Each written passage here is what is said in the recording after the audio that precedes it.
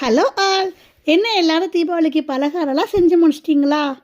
ஒரு 1 வீக்காக YouTube, Instagram எதை திறந்தாலும் பலகாரம் வீடியோ தான். ஒருத்தங்க என்னன்னா முறுக்கு சொல்கிறாங்க, குலோப் ஜாமுன் அது இதுன்ட்டு வந்துட்டே இருந்தது. இருக்கிறதுலே நமக்கு எது ஈஸியான ரெசிபி அப்படிங்கிறத தேர்ந்தெடுத்து ஒரு ரெசிபி பண்ணியிருக்கிறேன். இந்த ரெசிபி பண்ணுறதுக்கு நீங்கள் அடுப்புக்கிட்டேயே போக வேண்டாம். நிஜமாக தாங்க, அடுப்புக்கிட்ட போகாமல் டயர்டாகாமல் ஒரு சூப்பரான ரெசிபி. பொரி இருக்குது இல்லைங்களா, பொரி. இந்த பொரியை மிக்சர் சாரில் சேர்த்துட்டு கூடயே ஒரு 10 முந்திரி பருப்பு போல் சேர்த்து நல்லா நைஸாக பொடி பண்ணி எடுத்துக்கோங்க. அதே மிக்சர் சாரில் சுகர், என்கிட்ட நாட்டு சர்க்கரை தான் இருந்தது, அதை நான் ஆட் பண்ணிட்டேன்.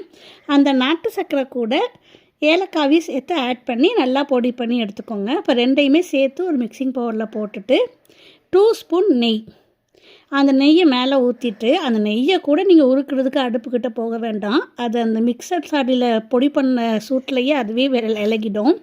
நல்லா கையாலேயே வச்சு ஒரு காய்ச்சின பால் கொஞ்சம் ஊற்றணும். ஒரு கப் கிட்ட காய்ச்சின பால் அதையும் சேர்த்து ஊற்றி சப்பாத்தி மாவு பதத்துக்கு இதை பிசைஞ்சு வச்சுக்கோங்க. அவ்வளோதான், இந்த ஸ்வீட் ரெடி.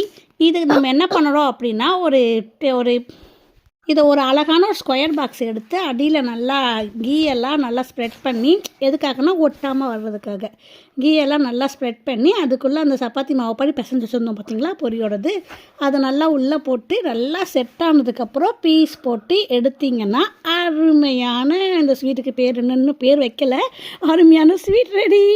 நீங்களும் இதை செஞ்சு பார்த்துட்டு கமெண்டில் சொல்லுங்கள். Bye by.